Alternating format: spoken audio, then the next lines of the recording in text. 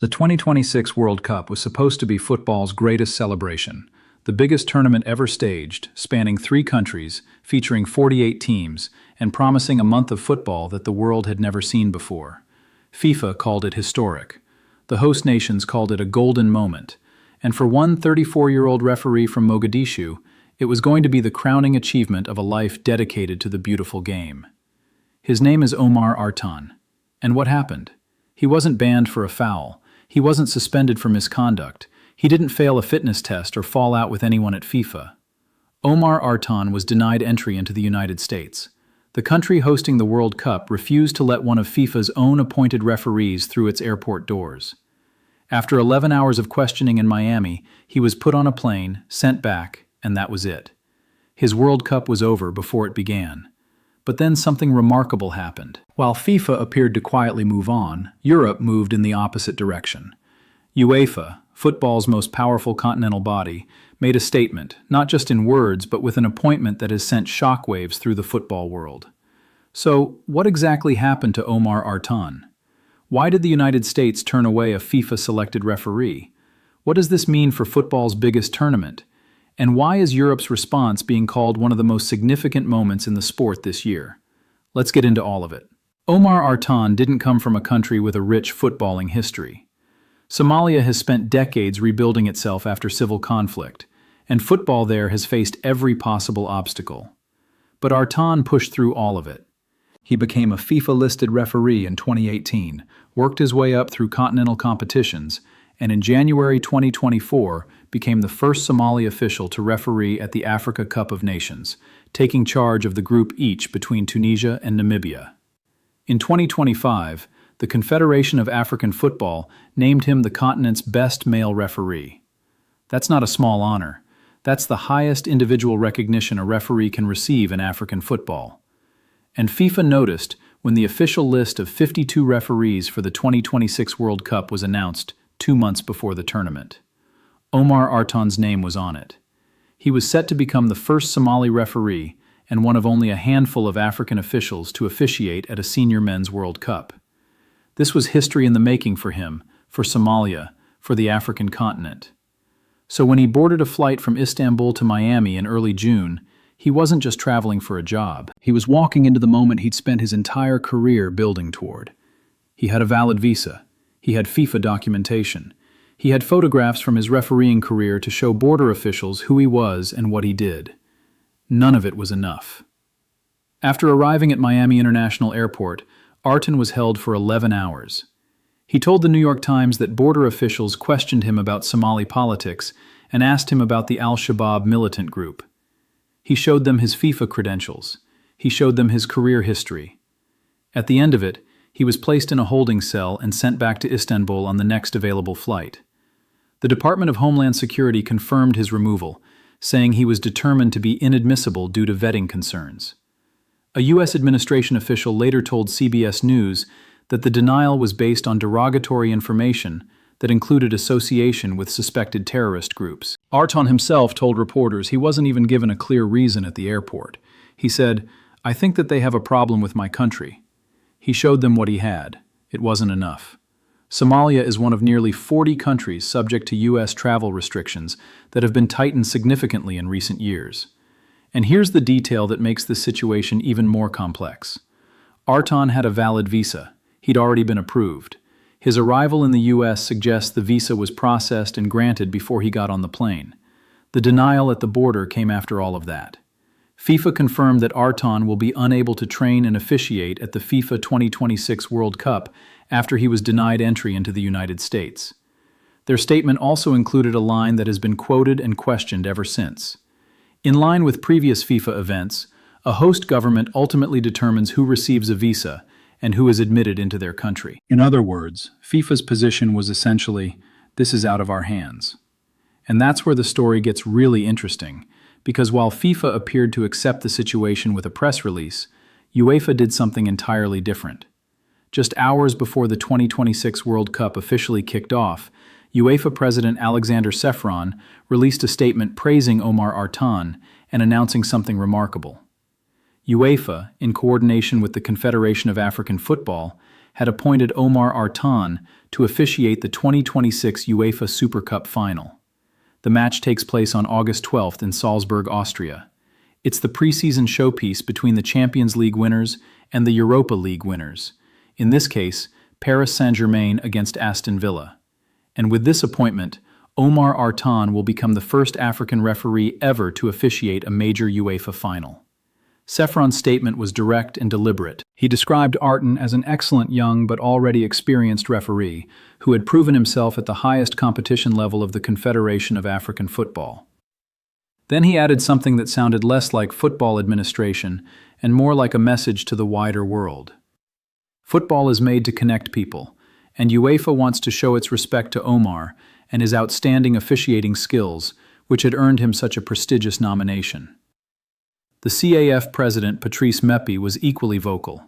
He said Artan had made Somalia and the entire people of the African continent extremely proud, and called the Super Cup appointment a great honor for African referees everywhere. Think about what this means. FIFA, the global governing body that appointed Artan in the first place, watched him be turned away from the tournament, and said essentially that this is a matter for the host government. UEFA, a continental body with no obligation to respond at all, stepped in and gave Artan one of the most prominent refereeing appointments in European football. The contrast is hard to ignore. Now, to be fair to FIFA, their situation is genuinely complicated. They don't control U.S. immigration policy. They don't issue visas. They can't override decisions made by customs officials at international airports. There's a real legal and logistical reality here. And FIFA President Gianni Infantino, when pressed, reportedly told critics to chill and relax.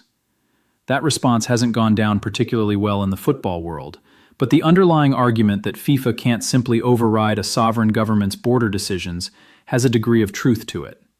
But here's the bigger issue, and this is the part of the story that matters for football's future. The 2026 World Cup is being hosted across 3 countries. The United States is home to the majority of the matches, and the decisions made by U.S. border authorities don't just affect referees.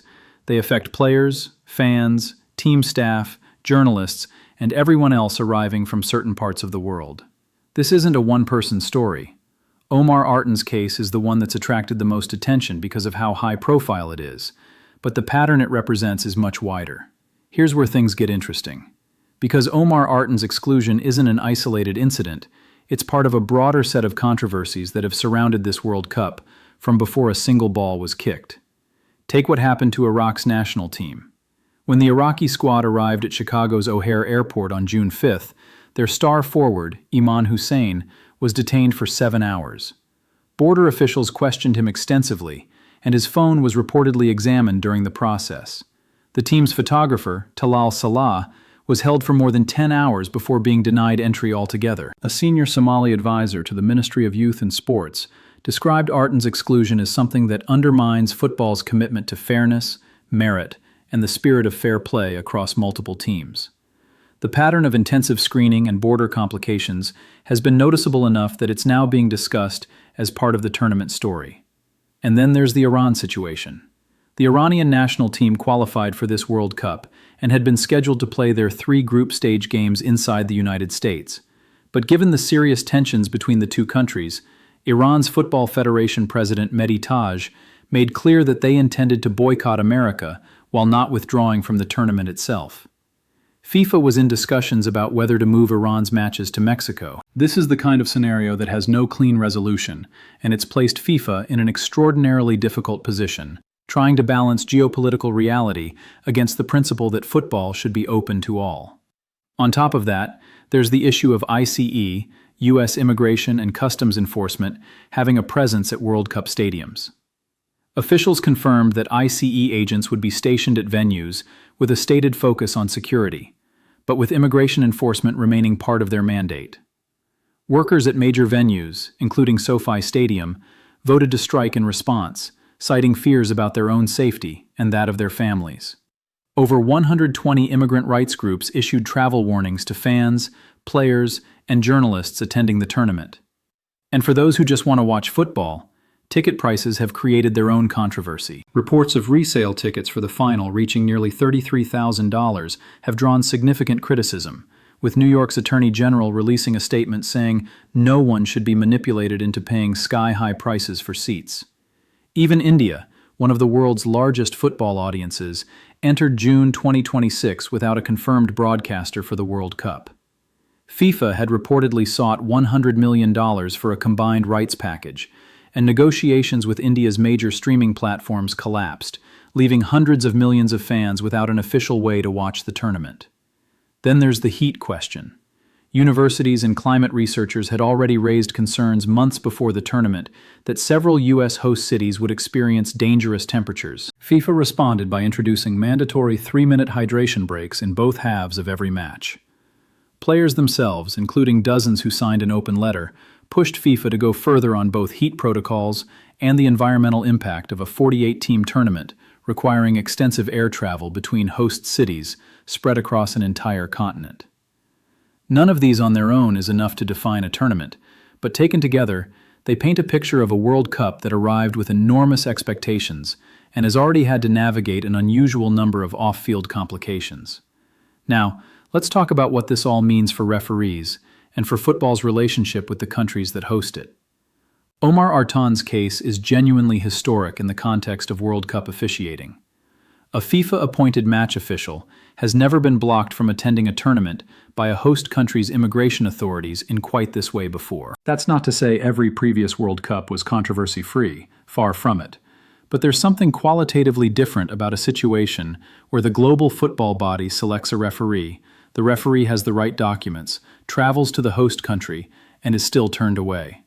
What does this mean for future tournaments, for future referees from countries with complicated relationships with certain host nations?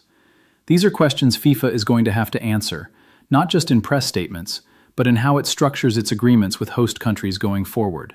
FIFA has always operated under the principle that host governments control their borders and that football can't override that. But there's a question being raised by this situation that is harder to dismiss. If FIFA can't guarantee that the officials it appoints will actually be allowed to do their jobs, what does that say about the independence and credibility of the officiating process? And what about fans? If a FIFA-appointed referee with proper documentation and a valid visa can still be turned away, what confidence should a fan from Somalia or Iraq or Iran or any of the countries on travel restriction lists have that their journey to a World Cup match will be straightforward?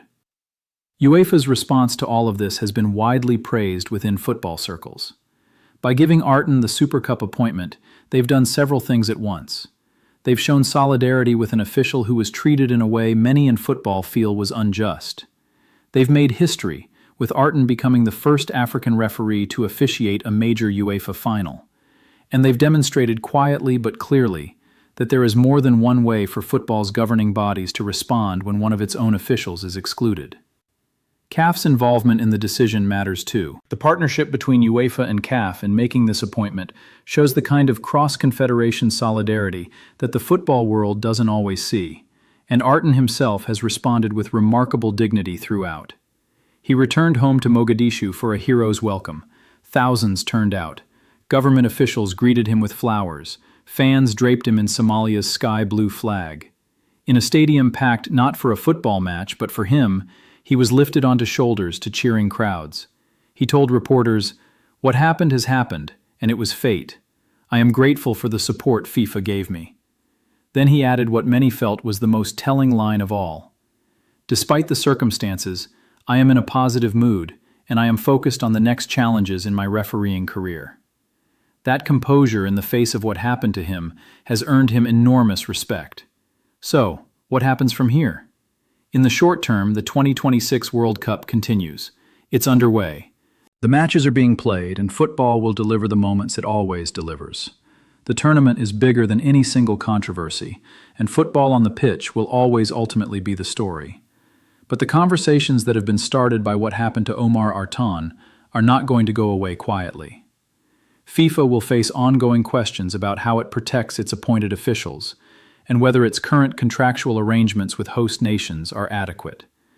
The Artan case will almost certainly come up in discussions about future World Cup hosting bids, and in conversations about what FIFA should be requiring of host countries in terms of guaranteed access for tournament personnel.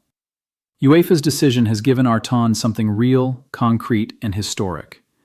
In August in Salzburg, he will walk out to referee one of European football's marquee occasions, Paris Saint-Germain against Aston Villa, in a setting that will attract global attention. It won't be the World Cup, but it will be one of football's biggest stages, and he will be the first African official to stand on it for a major UEFA final. That is history that cannot be taken away from him. The bigger question, though, is whether football's governing bodies will use this moment to make meaningful changes, not just in how they respond to individual cases, but in how they structure agreements with host countries to prevent similar situations from arising. How do you hold a tournament that you describe as a celebration of global football when the country hosting the majority of the matches is operating under immigration policies that create real barriers for officials and fans from significant parts of that same globe? There are no easy answers. This isn't a situation where blame sits entirely in one place or where one decision resolves everything. It's a tension between sovereignty, security, and football's stated values. And it's a tension that the 2026 World Cup has brought into sharper focus than perhaps any tournament in recent memory. Omar Artan will be in Salzburg in August. He'll be the man in the middle for one of football's great occasions. And when he walks onto that pitch, everyone watching will know the story of how he got there. Not the path he planned, not the stage he was originally promised, but a stage nonetheless, and one he'll share with the entire African continent behind him. Football has a way of finding its moments. Sometimes they come through goals and trophies. Sometimes they come through the stories of people who kept going when the doors were closed on them. What do you think about how FIFA handled the Artan situation? Do you think UEFA's response was exactly what football needed to see? And should this change how FIFA negotiates with host countries in the future? Let us know in the comments. This is exactly the kind of conversation football needs to be having right now.